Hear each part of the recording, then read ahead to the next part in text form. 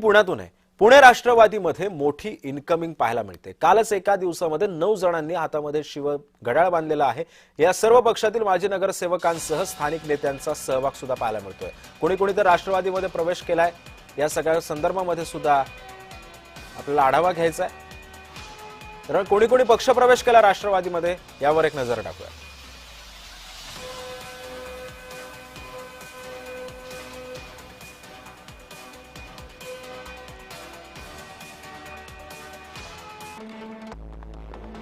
भाजपचे धनंजय जाधव हे राष्ट्रवादीमध्ये आले।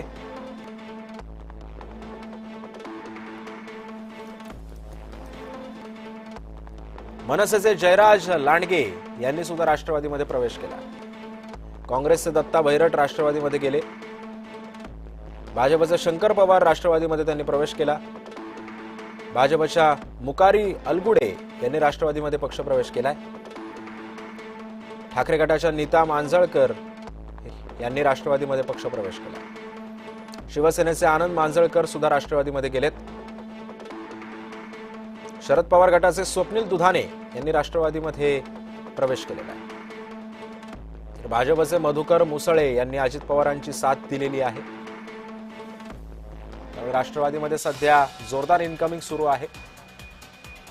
आणि या संदर्भामध्ये अधिक माहिती जाणून घेऊयात। माझा सहकारी रोहन कदम सध्या आपल्या सोबत आहे। रोहन, या इनकमिंगमुळे सध्या राष्ट्रवादीला या निवडणुकीमध्ये किती फायदा होऊ शकतो आणि कितपत ताकद वाढली आहे सध्या राष्ट्रवादीची? सिद्धेश, अगदी शेवटच्या क्षणापर्यंत जे आहे ते अजित पवारांच्या राष्ट्रवादीकडून वेटिंग केलं जात आहे, कारण का अद्याप एबी फॉर्म जे आहेत ते वाटप केलेलं नाहीये। सकाळचे जवळपास आता 9 वाजता आहेत, साधारणतः 9:30 वाजल्यापासून अजित पवारांची राष्ट्रवादी एबी फॉर्म द्यायला सुरुवात करेल अशी माहिती सध्याच्या घडीला मिळते। त्यामुळेच अजित पवारांच्या जिजाई निवासस्थानाबाहेर मोठी गर्दी आहे। या सगळ्याच्या घडामोडी घडवण्याचं कारण एकच आहे की जे भाजपमध्ये नाराज आहेत, भाजपमध्ये मोठी गर्दी आहे इच्छुकांची, त्यांना तिकीट मिळवण्यासाठी जवळपास 23 जणांनी इच्छुकांनी अर्ज केलेले होते। त्या सगळ्या लोकांना संधी मिळावी आणि त्या सगळ्या लोकांना आपल्याकडे वळवण्यामध्ये यश यावं, कारण का राष्ट्रवादीची इतकी अशी मोठी ताकद नाहीये की 165च्या 165 जागा ज्या आहेत त्या अजित पवारांची राष्ट्रवादी लढवू शकते। त्यामुळे अजित पवारांनी अतिशय सावध भूमिका घेत अगदी शेवटच्या क्षणापर्यंत एबी फॉर्म वाटप केलेलं नाहीये। पण रोहन, या सगळ्यामध्ये काल शिवसेनेचे नेते रवींद्र धंगेकरांनी सुद्धा अजित पवारांची भेट घेतली। कुठेतरी साथ घालण्याचा प्रयत्न रवींद्र धंगेकरांकडून अजित पवारांना केला जातोय। याचा कितपत फायदा होऊ शकतो? काही दोन्ही राष्ट्रवादी सकारात्मक आहे का या युतीसाठी?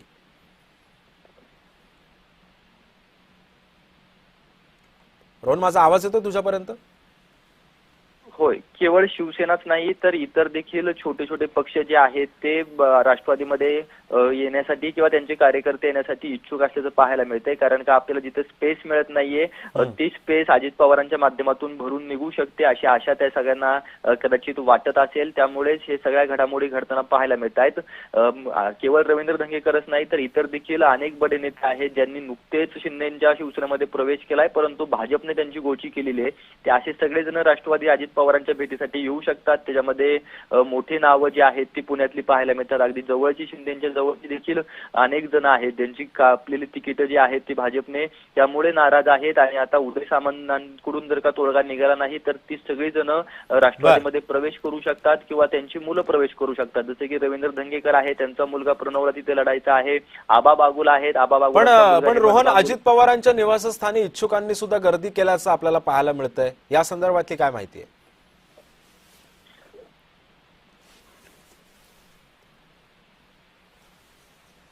रोहन, माझा आवाज येतो तुझ्यापर्यंत?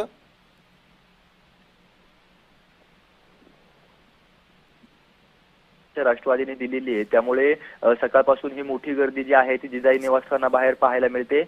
जिजाई निवासस्थानाबाहेर सगळ्यांनी येऊ नका, उमेदवारांनी येऊ नका असे मेसेजेस गेलेले आहेत। केवळ गट प्रमुख असतील किंवा आपापल्या प्रभागातले जे अध्यक्ष असतील त्यांनी या आणि एबी फॉर्म घेऊन जावा अशा प्रकारची माहिती आहे। परंतु आपल्या नावात एबी फॉर्म असावा म्हणून इच्छुक असतील, त्यांचे कार्यकर्ते असतील, हे मोठ्या संख्येने जमलेले आहेत। त्यामुळे साधारणतः 9:30 वाजल्यापासून अजित पवारांच्या राष्ट्रवादीकडून एबी फॉर्म दिले जातील, कारण का आज 3:30 वाजेपर्यंत केवळ उमेदवारी अर्ज दाखल करण्याचा दिवस दिवस आहे आणि अगदी शेवटच्या क्षणाला एबी फॉर्म जो आहे तो अजित पवारांकडून दिला जाणार आहे. त्यामुळे उमेदवारांची चांगलीच तारांबळ जी आहे ती आजच्या दिवशी उरणार आहे. त्यामुळे ही सगळी मोठी गर्दी जी आहे ती जिल्हा निवासस्थानाबाहेर पाहायला मिळते आणि तितकीच गर्दी पक्षप्रवेशासाठी आणि पक्षप्रवेश झाल्यानंतर आपल्या नावाचा एबी फॉर्म घेण्यासाठी देखील असलेली पाहायला मिळते. काल केवळ 9 जणांनी प्रवेश केले. आज आकडा जो आहे तो कदाचित दुप्पट तिप्पट देखील होऊ शकतो. त्यामुळे आता नेमकं अजित पवारांच्या राष्ट्रवादीमध्ये आजच्या दिवसभरामध्ये काय काय घडामोडी घडतायत आणि भाजपला मोठं भगदाड पाडून नक्कीच रोहन, तू सोबतच राहा, कारण या सगळ्या पार्श्वभूमीवरती आता अजित पवार काय निर्णय घेतात, स्वबळावर लढतात का पुणे महानगरपालिका, हे सुद्धा पाहणं तितकंच महत्त्वाचं ठरणार आहे. तू सोबतच राहा, आणखी काही बातम्यांचे अपडेट्स मला तुझ्याकडून घ्यायचे आहेत.